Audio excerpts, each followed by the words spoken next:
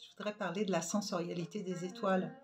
En fait, c'est mon activité d'astrologue et je suis art-thérapeute depuis très très longtemps. J'ai toujours peint des mandalas, j'ai toujours travaillé avec la vibration, avec euh, la capacité de me connecter aux énergies que je recevais d'espaces inconscients la plupart du temps. Je ne mets pas vraiment de mots sur ça parce que j'ai pas envie de récupérer dans des espaces qui ne m'appartiennent pas forcément ou qu'on ne maîtrise pas pour faire grandir d'autres espaces qui ne me conviendraient pas. Donc je reste sur un certain plan de j'accueille ce qui est, mais je ne sais pas trop d'où ça vient, ni ce que je peux en faire. Pendant très longtemps, j'ai peint, et je rencontrais des personnes qui me disaient mais c'est incroyable parce que ce que tu as peint là, je l'ai vu en rêve, ou cette peinture-là correspond à un événement de ma vie, ou moi-même je me suis aperçue quelquefois que d'une façon comme prémonitoire, j'avais interprété avec mes mains et avec les couleurs, avec les formes, avec la vibration, différents événements qui ont pu avoir lieu par la suite. Donc, depuis quelque temps, je développe mon activité d'astrologue, une astrologie humaniste, créative et du coup intuitive. Je fais des thèmes, on va dire classiques, thèmes de naissance, révolution solaire, donc les énergies de l'année, des synastries, donc mettre en lien les personnes, les situations, etc. Donc ça, c'est pour la partie, on va dire, un peu plus classique de mon activité. Et j'ai fait naître ce principe de l'étoile. Donc dedans, on entend le mot peinture, étoile, pour mettre en lien ces différents espaces qui m'animent depuis toujours et l'astrologie. Donc, je suis aussi passée par l'hypnose, par l'accompagnement à la naissance. Il y a beaucoup de vie en une seule. Et puis, aujourd'hui, j'ai vraiment envie d'écouter ces espaces en moi qui ont envie de mettre tout ça en lien pour pouvoir offrir à un plus grand nombre une expérience qui n'est jamais une vérité, qui a toujours une part de subtil qu'on ne maîtrise pas et où il faut faire confiance. C'est un petit peu ça qu'on appelle aussi la foi. Donc, je suis sur plein de projets personnels très très créatifs où je mêle philosophie, spiritualité, écriture, peinture, illustration. C'est aussi un de mes domaines de prédilection. Toujours pour témoigner de ma vie, qui est un espace personnel évidemment, mais qui fait écho souvent à d'autres vies. Donc aujourd'hui, je voulais vous présenter ce que j'appelle le thème vibratoire de naissance. Donc, je me suis tournée vers le chamanisme il y a quelques années. J'ai travaillé dans la matière, à ancrer des choses et à dégager aussi énormément de place à l'intérieur. Et j'ai découvert à travers ces outils qui sont kinesthésiques, qui sont proches du corps, de la matière, de la terre, qu'avec le travail des éléments, donc la terre, l'eau, le feu et l'air, et l'éther et tous les autres plus subtils, on peut trouver en soi des bases ou aller chercher par aspiration ou par souffle ou par tourbillon ou par ancrage différentes parties qui sont soit inexplorées, soit des potentiels qui dorment.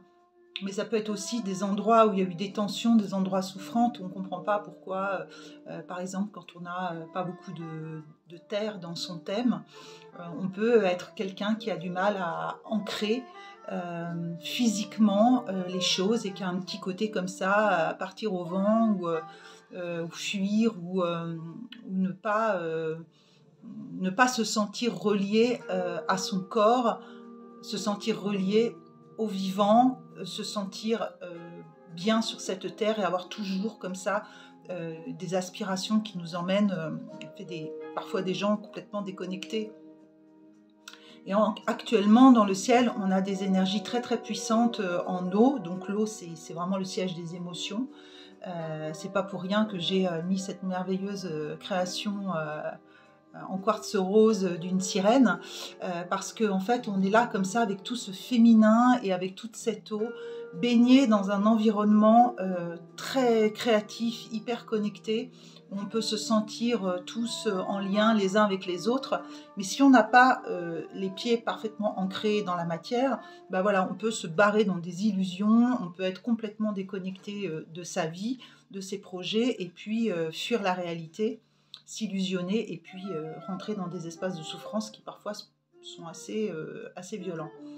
Donc actuellement, il y a cette proposition de partir dans ces énergies très féminines, assez sacrées, reliées, connectées, d'ouverture de conscience, ok, mais d'abord la conscience, l'élévation se fait à l'intérieur de soi, et c'est d'abord une descente profonde en soi.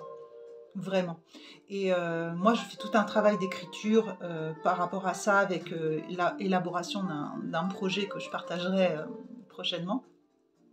Là, pour l'instant, j'ai pris le parti pris de peindre les thèmes de naissance de façon chamanique, mais pas dans le sens je vous colle des plumes partout sur bien que j'aime ça et que j'en ai aussi. C'est pas ça pour moi le chamanisme. Moi, le chamanisme, c'est vraiment l'intégration dans les cellules, de toucher son corps, de ressentir les éléments, l'eau qui bouillonne à l'intérieur, le feu sacré, son ancrage, la connexion avec les pieds qui est très importante, et puis de sentir comme ça toute cette discussion, toute cette communication qu'on peut avoir à l'intérieur de soi et qui participe vraiment à notre éveil en fait. Donc je peins le thème d'après des informations factuelles du thème, comme tout astrologue va pouvoir récupérer en observant les planètes, les transits, etc. Mais aussi je me connecte de façon vibratoire à ce que je ressens de ce thème, et je le déstructure. Le zodiaque est composé de 12 parties, de 30 degrés, et c'est comme un mandala sacré, hein, voilà. Au centre de notre système, il y a le soleil qui est notre conscience, qui l'on est au fond de nous. Ce qui nous anime, c'est notre rayonnement intime, qui lui est baigné d'une couleur. Si vous avez un soleil en eau, par exemple en Cancer, très intime, c'est pas du tout la même chose qu'un soleil en Lion, qui lui est extrêmement créatif, dans le cœur et rayonnant, et qui va offrir une autre vibration. Donc on peut avoir comme ça la possibilité dans ce que je propose de regrouper toutes les énergies par vibration. Donc la vibration de l'eau comprend l'énergie du Cancer, qui est, comme je vous disais, assez intime, maternelle, un petit cocon, pour faire vite, hein. Et l'énergie du Scorpion, eau, qui elle est beaucoup plus profonde, qui va chercher dans des eaux souterraines, plus secrètes, très intuitives, hyper connectées à plein de choses inconscientes. Et puis les eaux du Poisson, qui elles sont comme un océan d'amour, qui sont beaucoup plus cosmiques, beaucoup plus vastes, ce que j'appelle l'amour véritable en fait. Et en fait, tout ça, ça constitue comme une fractale dans l'énergie de cet élément, et on rentre dans du plus petit, on va dans du plus grand, etc. Et on passe par tous ces espaces parce qu'on contient dans notre constitution les 12 vibrations des 12 signes, et peut-être même d'un 13e plus secret, comme dans beaucoup d'enseignements ésotériques, mystiques. On a toujours des parties qui sont cachées, et vous aurez deviné que ce qui est caché me plaît beaucoup. Donc en fait, le thème, je le peins en déstructurant le zodiaque et en regroupant par énergie. Donc je place ensemble toutes les énergies. Alors je vais vous montrer un exemple. Donc, ce thème-là, c'est un thème qui comprend donc les énergies de feu, les énergies de terre, bien sûr, les énergies d'air et les énergies d'eau. Donc, on peut voir qu'il y a une dominante d'eau, enfin, il y a quelque chose d'eau qui est très présent puisque le soleil est en eau. Et on va avoir chaque planète qui est colorée de sa propre teinte. Donc, prenez Jupiter, par exemple, qui est une planète de feu, puisque son maître, c'est le Sagittaire, qui est dans le feu. Donc, elle est forcément colorée, une vibration de feu. Et selon l'endroit où elle est placée dans le thème, elle va se colorer de la teinte de l'élément qui va la renforcer ou lui apporter justement quelque chose qui va modifier son tempérament de base. Et donc Jupiter et Neptune qui est une planète d'eau, qui est le maître du poisson, et qui, là, dans ce thème, sont conjointes. Donc, par exemple, Neptune est beaucoup moins puissante en feu, puisque l'eau et le feu sont des éléments complémentaires, mais qui peuvent aussi s'éteindre. Oui, voilà, l'idée c'est qu'on puisse ressentir que Neptune est moins puissante en feu qu'en eau, mais comme elle est conjointe à Jupiter qui lui est en feu, ça nous donne une conjonction qui est quand même assez dynamique, et l'une et l'autre fonctionnent ensemble. On ne peut pas séparer l'énergie vibratoire de Neptune et de Jupiter dans ce thème. On a aussi, par exemple, ici, une Terre qui est assez comme une Terre un peu lointaine, qui n'est pas très habitée, parce qu'il y a beaucoup moins d'énergie Terre dans ce thème que d'énergie eau. Et l'eau complète la Terre, donc ça fonctionne en croix, comme dans les roues médecine amérindienne. Hein. On a une quête aujourd'hui dans ce thème de lune, une lune qui est en terre, et qui cherche comme ça, qui cherche à se poser dans la matière, et qui a besoin de cette eau pour faire ce travail. Et d'ailleurs, il y a une petite tête de taureau qui est apparue, qui s'est faite toute seule, hein, évidemment, qui montre à quel point la lune qui est en taureau a besoin de partir de cette eau pour aller s'incarner dans la terre. Le taureau est un signe de terre, etc. Donc, ça, c'est le thème qui est fait à l'aquarelle, sur un format qui est quand même assez facile à envoyer et à encadrer, et qui peut être déposé, par exemple, sur un hôtel, ou accroché au mur, ou dans un cabinet de thérapie, ou qui peut être aussi offert à la naissance d'un enfant, parce que c'est très intéressant.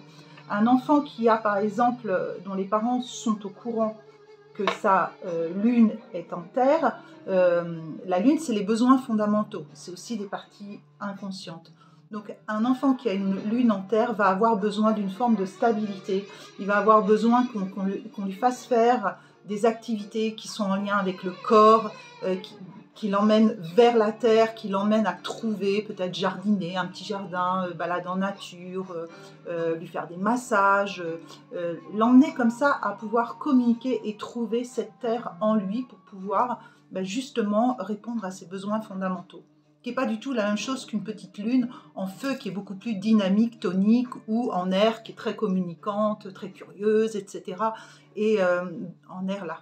Et donc on a avec ces énergies qui sont regroupées et ces planètes qui sont placées en éléments, la possibilité de mieux se comprendre et de mieux comprendre ses proches, son enfant, et de faire par exemple un joli cadeau à la naissance, parce qu'on n'a pas besoin de 22 body et 32 doudous pour être bien dans la vie. Et donc il y a possibilité également d'avoir son thème en peinture. Donc par exemple ici, c'est exactement le même que l'autre. Donc il y a des reflets, je suis désolée. Donc là, le travail est beaucoup plus vaste. Il a été fait de façon différente, mais c'est la même énergie. Vous retrouvez également la lune en terre. Vous allez retrouver les proportions identiques que l'on calcule en astrologie. Hein. Et puis là, vous avez possibilité, avec une telle peinture, de la mettre dans un cabinet de thérapie. Vous pouvez faire cette peinture pour vous-même, pour un proche, vous l'offrir, mais vous pouvez aussi la positionner dans votre lieu, parce qu'on peut faire aussi le thème d'un lieu, d'une situation ou d'un lieu. Donc aujourd'hui, je ne vais pas faire plus long, c'était vraiment pour présenter cette vibration-là. Et puis, donc, si ça vous intéresse, que ça vous interpelle, bah, n'hésitez pas à me contacter, à m'envoyer un mail, me laisser un message, surtout même si vous passez par le téléphone, de me dire exactement ce que vous voulez. Et puis, je vous ferai un devis, on discutera de tout ça. Et puis, on se retrouve bientôt pour une autre vidéo où je vous ferai rentrer encore dans mes étoiles. Donc, moi, c'est la sensorialité des étoiles, Acarapeala. Et bah, je vous souhaite à tous de belles expériences avec les éléments. N'oubliez pas de vous connecter à la nature, de vous connecter au vivant et de laisser aller un petit peu tout ce qui écrase comme ça en vous et de partir comme ça peut-être dans une énergie de Jupiter qui expanse comme ça, qui apporte une espèce d'ouverture plutôt que de vous contracter dans des espaces de peur et d'inquiétude qui de toute façon ne mènent jamais à rien de bien. Donc belles expériences, n'hésitez pas à me contacter, je vous embrasse, ciao.